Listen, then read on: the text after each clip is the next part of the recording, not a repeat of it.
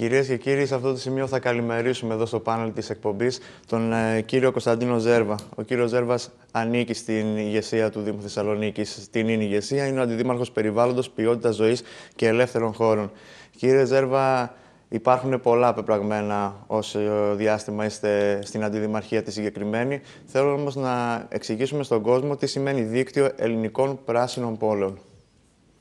Ναι, κλείνουν περίπου 2 χρόνια από τότε που αναλάβαμε την διοίκηση στο Δήμο Θεσσαλονίκης, η Δημοτική Παράταξη του Γιάννη Μπουτάρη, και εγώ προσωπικά περίπου το ίδιο διάστημα στην Αντιδημαρχία Περιβάλλοντος. Η προσπάθειά μας ήταν να δείξουμε το αντικείμενο, να μετατρέψουμε την Αντιδημαρχία Περιβάλλοντος από μια αντιδημαρχία που είχε συγκεκριμένο αντικείμενο, το οποίο το φρόντιζε βέβαια με μεγάλη επάρκεια και με μεγάλη φροντίδα, τα πάρκα, τα δέντρα, τις δεντροστοιχίες, τα κλαδέματα, να έχουμε μια πιο ευρία αντίληψη περιβαλλοντική, να έχουμε περισσότερες δράσεις, αλλά από την άλλη πλευρά να δημιουργούμε και τις αναγκαίες επαφές, συνεργασίες και ευαισθητοποίηση του κόσμου σε αυτά τα θέματα.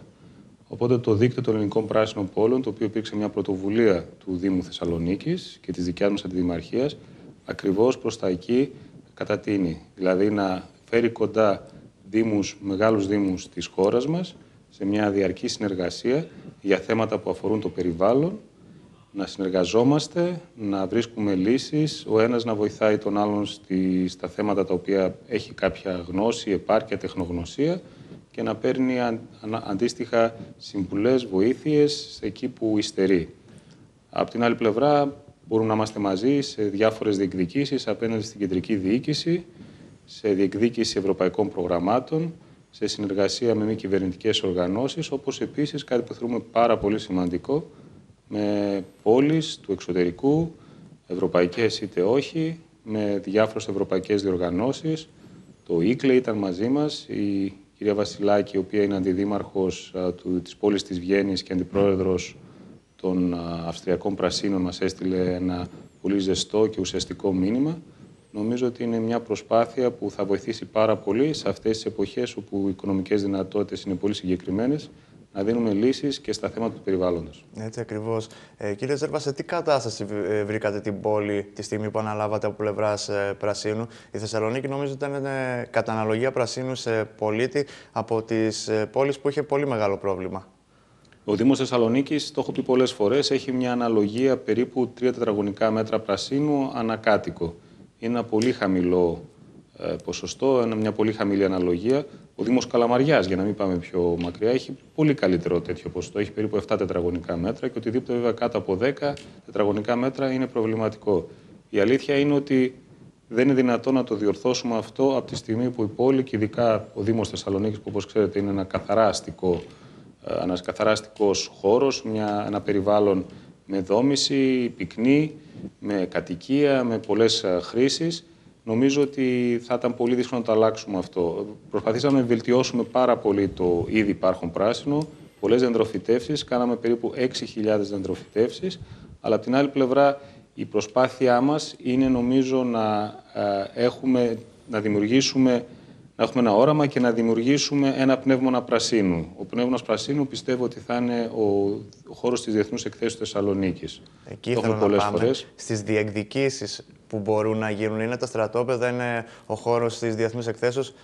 Συνεχίστε τη ροή της σκέψης. Ακριβώς. Ο μόνος τρόπος, και δεν μιλάω βέβαια μόνο για το Δήμο Θεσσαλονίκης με την στενή έννοια του Δήμου, γιατί είναι συγκεκριμένα και τα όρια του, μιλάω για όλο το αστικό συγκρότημα της πόλης Θεσσαλονίκης. Νομίζω ότι από τη στιγμή που θα συρρικνωθεί ή θα απομακρυνθεί η διεθνής έκθεση από εκείνο το σημείο, θα διπλασιαστεί το πάρκο του Σέιχσου, θα αποδοθούν τα στρατόπεδα ή μέρος της έκτασής τους για κοινόχρηστη χρήση και θα αξιοποιηθούν τα ρέματα τα οποία σταδιακά περιέρχονται και αυτά στην δικαιοδοσία, στην ιδιοκτησία αλλά και στη φροντίδα του Δήμου ή των Δήμων, νομίζω ότι η εικόνα θα αλλάξει πάρα πολύ. Και κάτι το οποίο και μαζί το έχουμε συζητήσει πάρα πολλές φορές και αποτελεί και προσωπικό μου στοίχημα, είναι και η λειτουργία του Μετρό Θεσσαλονίκης, που πιστεύω ότι με την ολοκλήρωση και λειτουργία του θα αλλάξει πάρα πολύ και τις συνήθειες, θα αλλάξει πάρα πολύ και τις χρήσεις και από την άλλη πλευρά θα μπορούμε πολύ πιο εύκολα πλέον να πεζοδρομήσουμε δρόμους, να απομακρύνουμε το αυτοκίνητο, να φτιάξουμε νησίδες, να φτιάξουμε μικρά πάρκα, τα οποία βέβαια μπορεί να μην αυξήσουν αυτό το 3 που είπαμε στην αρχή της συζήτησής μας και να το κάνουν 10 ή 12 όπως είναι η πόλη των Παρισίων, αλλά μπορούν να βελτιώσουν πάρα πολύ ποιοτικά την πόλη, να έχουμε καλύτερες συνθήκες κυκλοφορίας και η ποιότητα της ζωής μέσα από αυτήν την αλλαγή να βελτιωθεί. Αυτά είναι κάποια πράγματα που μπορεί να ολοκληρωθούν, δεν πρόκειται για φαραωνικά έργα, δεν πρόκειται για εξαγγελίες οι οποίες απαιτούν πολύ δύσκολες συνθήκες και μεγάλες δαπάνες. Το μετρό έχει προπολογισμό, έχει ανάδοχο, έχει σχέδια. Η έκθεση πολύ εύκολα θα μπορούσε να συρρικνωθεί, ούτως ή άλλως δεν αξιοποιούνται όλα τα κτίρια στη διάρκεια του χρόνου. Και νομίζω ότι είναι και το μόνο εκθεσιακό κέντρο στην Ευρώπη που είναι έτσι δομημένο. Όλα τα υπόλοιπα είναι σε ορόφους. Ακριβώς. Από την άλλη πλευρά δεν υπάρχει και υπόγειο πάρκινγκ, ή τουλάχιστον αυτό που υπάρχει είναι πάρα πολύ μικρό. Όλα αυτά είναι θέματα τα οποία δεν χρειάζονται κάποια master plan μακροχρόνια ή πολύ δαπανηρά. Είναι λύσεις οι οποίες μέσα στην επόμενη πενταετία μπορεί να εφαρμοστούν και να έχουμε μια τελείως διαφορετική ποιότητα ζωής.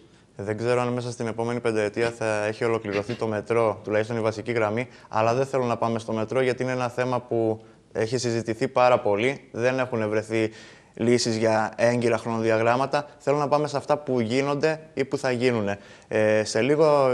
Σε μικρό χρονικό διάστημα, οι πολίτες θα βλέπουν σε κάποια ιστορικά σημεία, ήδη έχει γίνει αυτό πιλωτικά, και σε κάποιες τοποθεσίες κάποιες πινακίδες. Τι είναι αυτές οι πινακίδες και τι πληροφορίες θα δίνουν, κύριε Ζέρβα?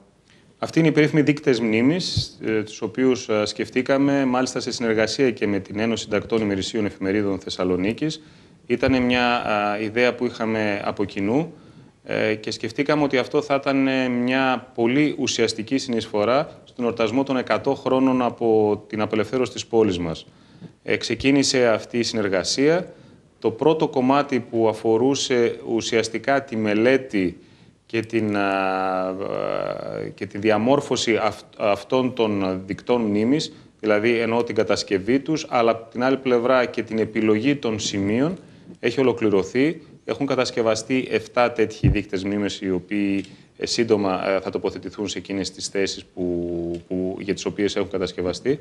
Αλλά στην πορεία αυτής της προσπάθειας είχαμε την επαφή κάτω όταν λέω εννοώ στην Αθήνα, με το Υπουργείο Περιβάλλοντος και Κλιματικής Αλλαγής και μέσω του Πράσινου Ταμείου και της ΕΑΧΑ, που είναι η Ενοποίηση Αρχαιολογικών Χώρων Αναπλάσης, έχουμε μια πολύ σημαντική οικονομική στήριξη ύψους 300.000 ευρώ, όπου θα μας δοθεί δυνατότητα να τοποθετήσουμε περίπου 150 τέτοιους δείκτες μνήμης σε διάφορους χώρους της πόλης μας, οι οποίοι δεν είναι και απαραίτητα στο Δήμο Θεσσαλονίκης, αλλά οι περισσότεροι από αυτούς είναι στο Δήμο Θεσσαλονίκης, οι οποίοι θα σηματοδοτούν τους μνημιακούς χώρους, σημαντικές μορφές, αλλά και σημαντικές ιστορικές στιγμές. Θα είναι από σχολεία, από ιστορικά σχολεία, μέχρι χώρους όπου λειτουργήσαν και κατά κάποιο τρόπο έζησαν τη ζωή τους και έγραψαν την δική τους ιστορία, σημαντικοί Θεσσαλονικείς ή άνθρωποι οι οποίοι έζησαν στη Θεσσαλονίκη, ας πούμε ο Βασίλης Τσιτσάνης.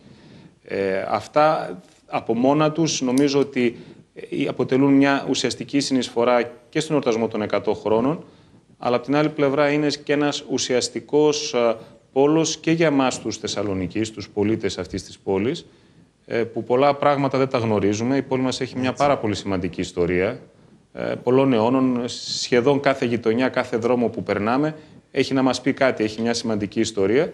Αλλά από την άλλη πλευρά και για τους επισκέπτες της πόλης, που όταν την επισκέπτονται θα πρέπει να ξέρουν ότι αυτή η πόλη, πέρα της φυσικής ομορφιάς, πέρα της όμορφης ατμόσφαιρας και της παρέας που προσφέρει, έχει και μια πάρα πολύ σημαντική ιστορία. Θα πρέπει να ξέρουν και αυτοί ότι από αυτά τα σημεία που περνούν έχει γραφτεί κάποια ιστορία και θα έχουν αυτή τη δυνατότητα γνώσης. Το σημαντικότερο επίσης είναι ότι θα υπάρχει και η αντίστοιχη τεχνολογία σε αυτούς τους δείκτες μνήμης, με μια ειδική τεχνολογία που ήδη εφαρμόζεται με αυτά τα QR codes. Θα μπορεί κάποιος με το smartphone να παίρνει αυτές τις πληροφορίες, να συνδέεται με το διαδίκτυο, γιατί όλες αυτές τις πληροφορίες θα υπάρχουν σε μια ιστοσελίδα που ουσιαστικά θα είναι οι δείκτες μνήμης και η ιστορική διαδρομή μέσα στην πόλη της Θεσσαλονίκης. Αυτό είναι πολύ σημαντικό, γιατί ακόμη και εμείς οι ίδιοι οι κάτοικοι Θεσσαλονίκης και τα παιδιά που έχουμε γεννηθεί εδώ δεν γνωρίζουμε πολλά για τα σημεία της πόλης. Ο κύριος Μπουτάρης έχει πει πάρα πολλές φορές ότι η Θεσσαλονίκη δεν έχει δείξει ή δεν έχει διαφημίσει την παλαιότητά της. Αυτό θα έχει και κάποιο τουριστικό όφελος ενδεχομένως για την πόλη, εφόσον διαφημίσει την παλαιότητά της και τη σύνδεσή της με τη σύγχρονη Θεσσαλονίκη. Έτσι δεν είναι? Ακριβώς. Η Θεσσαλονίκη σε μεγάλο βαθμό πλέον εξαρτά την οικονομική της ανάπτυξη, να πω και τη βιωσιμότητά της, από τους τουρίστες, από όλους αυτούς που έρχονται κατά τη διάρκεια όλου του χρόνου και να έχουν την αίσθηση ότι έρχονται σε μια πόλη με μια πολύ σημαντική ιστορική βαρύτητα, και από την άλλη πλευρά υπάρχουν και πάρα πολλές αναφορές σε μειονότητες. Η Θεσσαλονίκη υπήρξε πάντα μια πόλη με πολυπολιτισμικό χαρακτήρα, με πολλές θρησκείες, με πολλές γλώσσες, με πολλά έθνη. Δηλαδή, να σας προειδεάσω κιόλας, κάποιοι από αυτούς τους δείκτες μνήμες αναφέρονται και σε διαφορετικά σχολεία. Δηλαδή, εδώ πέρα υπήρχαν πολύγλωσσα σχολεία. Οπότε όλα αυτά θα έχουν να δείξουν κάτι σημαντικό για τους πιθανούς επισκέπτες. Ξέρετε, πολύ ευχαρίστως θα έρθει κάποιος Εβραίος να επισκεφτεί ένα χώρο παλιός συναγωγής ή ένα εβραϊκό σχολείο, ή αντίστοιχα κάποιος Ρώσος. Νομίζω ότι είναι πάρα πολύ σημαντικό, πέρα από τα κλασικά βυζαντινά μνημεία, όλη αυτή η νεότερη ιστορία που αφορά τους 2 τελευταίους αιώνες να αποτυπωθεί, χωρίς να έχουμε κανένα λόγο να ντρεπόμαστε γι' αυτό ή να αμφιβάλλουμε για την εθνική μας ταυτότητα, για το που βρίσκεται σήμερα η Θεσσαλονίκη, αλλά να έχουμε πάντα μια ανοιχτή πύλη προς όλους αυτούς, είτε γείτονες είτε τέως κατοίκους, οι οποίοι μπορεί να έρθουν πίσω στην πόλη, να κάνουν ένα προσκύνημα και να δουν ότι αυτή η πόλη πάντα ήταν σημαντική και θα εξακολουθεί να είναι σημαντική. Είναι ευκαιρία να γνωρίσουμε και εμείς καλύτερα την πόλη μας για να μπορούμε να τη διαφημίσουμε κιόλας. Να πάμε σε ένα άλλο θέμα που έχει σχέση πάλι με πληθυσμούς ή με θρησκείες της πόλης ή ενδεχομένως με τις επιλογές που κάνει ο καθένας. Είναι το θέμα του αποτεφρωτηρίου. Έχει δρομολογηθεί στο να βρεθεί χώρος για να συμβεί το έργο του αποτεφρωτηρίου, έτσι δεν είναι? Ακριβώς. Τον Οκτώβριο του 2011 το Δημοτικό Συμβούλιο, σε εφαρμογή του νόμου του 2006, είχε ψηφίσει την δημιουργία ενός αποτεφρωτηρίου μέσα στα όρια των κημητηρίων της Αναστάσεως του Κυρίου, δηλαδή στην περιοχή της Θέρμης. Αυτό πιθανότατα θα είναι και το πρώτο αποτεφρωτήριο που θα δημιουργηθεί στην Ελλάδα. Όλο αυτό το διάστημα, πέρασε βέβαια αρκετό διάστημα, πέρασαν περίπου 16 μήνες, δεν καθόμασταν, πολλοί ρωτούν έτσι με αγωνία τι γίνεται, γιατί καθυστερούμε. Δυστυχώς, όπως κάθε τι που γίνεται για πρώτη φορά και ό,τι έχει να κάνει με κάποιο είδους αδειοδότηση από την κεντρική διοίκηση, πρέπει να περάσει από πάρα πολλά κύματα, από πάρα πολλές διαδικασίες. Γραφειοκρατία. Ναι, γραφειοκρατία, και όλο αυτό το διάστημα εκπονήσαμε ειδικές μελέτες, μελέτη περιβαλλοντικών επιπτώσεων, προμελέτες αρχιτεκτονικών, στατικών, ηλεκτρομηχανολογικών, ειδικά τοπογραφικά διαγράμματα. Τώρα εκπονούμε και κάποια ειδική γεωλογική μελέτη. Όλος αυτός ο φάκελος ετοιμάζεται, ούτως ώστε να σταλεί το συντομότερο δυνατό στην Αθήνα, στο ΙΠΕΚΑ, όπου εκεί πέρα πρέπει πάλι, και χαμογελάω γιατί ακόμα και σε εκείνο το σημείο θα έχουμε γραφειοκρατία, χρειάζεται η σύμφωνη γνώμη, όπως λέει, κοινή υπουργική απόφαση 3 διαφορετικών υπουργείων εσωτερικών, υγείας και περιβάλλοντος, για να αδειοδοτήσουν την κατασκευή του αποτεφρωτηρίου. Κύριε Ζέρβα, τι ωφέλη θα έχει η πόλη μας, πέρα από ότι θα έχει πλέον την επιλογή κάποιος ή συγγενής ενός ανθρώπου που έχει φύγει από τη ζωή να τον αποτεφρώσουν, τι ωφέλη χωροταξικά ενδεχομένως θα έχει η πόλη μας και οικονομικά από το αποτεφρωτήριο? Μπορούμε να το δούμε αυτό το θέμα από πολλές πλευρές.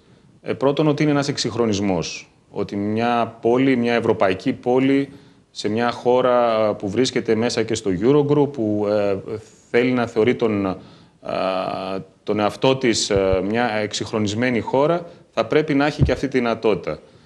Πρόκειται για ένα φθηνότερο τρόπο ταφής. Πρόκειται για έναν οικολογικότερο τρόπο ταφής. Είναι ένας συναλλακτικός τρόπος που πολλοί συνάνθρωποι μας ήδη τον εφαρμόζουν. Και μπορώ να σας αποκαλύψω και από μια έρευνα που κάναμε, ότι περίπου 500 οικογένειες της Θεσσαλονίκης κάθε χρόνο καταφεύγουν στη Σόφια, που είναι ο συντομότερος, ο κοντινότερος τέτοιος προορισμός για αυτήν ακριβώς την υπηρεσία που μπορεί να προσφέρει. ενώ αυτές οι οικογένειες θα μπορούσαν να μένουν στην πόλη μας, στη χώρα μας, ίσως προσελκύοντας και όλους τους ενδιαφερόμενους από όμορες περιοχές της πατρίδας μας. Άρα βλέπετε ότι αυτή η αναγκαιότητα υπάρχει. Απ' την άλλη πλευρά μπορώ να σας πω ότι τα κημητήρια γενικά είναι κορεσμένα. Είναι μια διαδικασία δυστυχώς επώδυνη. Δεν είναι όπως ήταν παλιά τα κημητήρια που στο χωριό όπου κάποιος ενταφίαζε το δικό του άνθρωπο και μπορούσε να τον είχε επί δεκαετίες και να ξέρει ότι ο παππούς του, η γιαγιά του βρίσκονται εκεί πέρα. Δυστυχώς, έτσι όπως είναι τα πράγματα σε τέτοια μεγάλα αστικά κέντρα, σε 3, 4, 5 χρόνια πρέπει να αναγκαστείς να προχωρήσει αυτή την εκταφή. Είναι μια οδυνηρή διαδικασία. Σας λέω και για μας ακόμα που είμαστε υπεύθυνοι, είναι οδυνηρότατη διαδικασία να καταλαβαίνουμε ότι ο κόσμος δεν θέλει να προχωρήσει σε αυτό το πράγμα. Αλλά έτσι είναι τα πράγματα στα μεγάλα αστικά κέντρα, όταν κάθε χρόνο γίνονται μόνο στο Δήμο Θεσσαλονίκης γύρω στις 4.000 ταφές και ένας αντίστοιχος αριθμός εκταφών. Με αυτόν τον τρόπο νομίζω ότι προσφέρεις μια εναλλακτική διαδικασία με την οποία πολλοί άνθρωποι και στη χώρα μας και ακόμα περισσότερο στο εξωτερικό είναι απολύτως εξοικειωμένοι. Αλλά σε κάθε περίπτωση, το επαναλαμβάνω και τώρα, όπως το λέω και πάντα, δεν θέλουμε να προσβάλλουμε τις ταφικές συνήθειες συνανθρώπων μας ή αυτό που πρεσβεύει η Εκκλησία της Ελλάδος. Το σεβόμαστε απόλυτα. Άλλωστε, σαν Δήμος Θεσσαλονίκης είμαστε υποχρεωμένοι να τηρούμε και κημητήρια. Είναι αρμοδιότητα των Δήμων και να τα έχουμε στην καλύτερη δυνατόν κατάσταση. Και σαφέστατα θα συνεχίσουμε προς αυτό, αλλά θα πρέπει να υπάρχει και ο εναλλακτικός τρόπος, τον οποίο ψήφισε το Ελληνικό Κοινοβούλιο. Και μάλιστα τον είχε ψηφίσει και ομόφωνα το Ελληνικό Κοινοβούλιο το 2006. Και καλούμαστε να εφαρμόσουμε ακριβώς αυτή την νομοθεσία. Και θα το κάνουμε. Κύριε Ζέρβα, τώρα να συνοψίσουμε, γιατί τα θέματα που συζητήσαμε και όσον αφορά το πράσινο της πόλης και το αποτεφρωτήριο έχουν μια κοινή συνισταμένη. Την νοοτροπία του κόσμου. Σήμερα δόθηκε μια συνέντευξη τύπου που ήσασταν παρόν, ήταν ο Δήμαρχος Θεσσαλονίκης παρόν, για τις δράσεις του εθελοντισμού. Θέλω καταρχήν να μου πείτε αν βλέπετε αλλαγή στην νοοτροπία του κόσμου, αν είχατε εμπόδια από την νοοτροπία του κόσμου.